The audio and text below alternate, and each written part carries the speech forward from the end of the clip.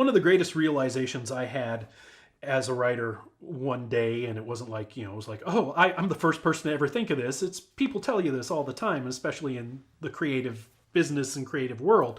There are no original ideas. Don't try to have an original idea. You can have an original take on an idea. Anything you do is going to be different and new because you're you, and only you can write that idea the way you can. So you're going to have a different take. But I think people, they hamstring themselves early on thinking they have to have original, just groundbreaking ideas. Everything's been told since the caveman campfire days. It's all happened. And since there's no record of that, what I always say to people is, yeah, sure, shoot me an idea and I'll tell you exactly who came up with it first. It's the Greeks. Guess what? Any idea you could possibly have, they thought of and they created a play out of, and they told that story. It may not be in space, but it is basically in its essence that idea. So one thing for me being prolific is understanding right off the bat there are no original ideas, and we're all just a collection of our influences. So that's what I do. I draw from my influences like every other writer out there has, and every storyteller and filmmaker and TV showrunner and everybody has for generations. You pull from your influences and you figure out how to make it your own and make it the story you want to tell. I didn't invent zombies in any way, shape, or form. When I wrote Zeburbia, it was literally because my publisher said, I want a Romero-esque, as in George Romero, who created Night of the Living Dead and really started the modern zombie craze and all of that. I want a straight up Romero-esque zombie novel. And I'm thinking to myself, oh, that's boring. Oh, I'm not gonna write one of those. That's stupid. Until I realized that the kernel of what Romero was saying was all just a take on and commentary on Americana, on, the American society. For Dawn of the Dead to be set in a mall, I mean, it was about consumerism and these zombies wandering around, just consume, consume, consume, consume. I instantly was like, wait a minute. Okay, so he's done a mall. What else is very American? What can I speak to? I live in a frickin' subdivision.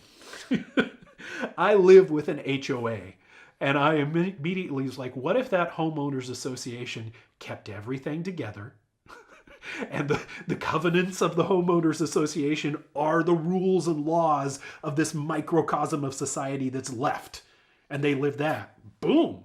The satire of suburban life of a subdivision, you might mind that forever. And so 7 books later, yeah. I mean, so I did not come up with an original idea. I came up with my original take, my way of talking about it, what I could speak to on an idea that had already been created.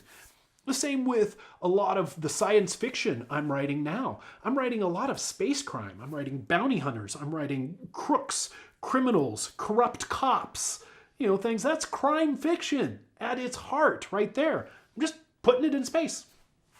That's all I'm doing. I'm not worrying about having an original idea. So running out of ideas and running out of steam isn't so much a problem. I look to what's my influence. And if I'm stuck, if I can't come up with the next thing, I watch television. I'll watch some of the great TV that's out there. I'll watch movies. I will read books. I will go to other sources. I will take my mind out of the creation and go into the consumption and let that stuff influence me. Let it subconsciously stew around in my brain until all of a sudden I get that aha moment of, oh, I want to tell that story in this way.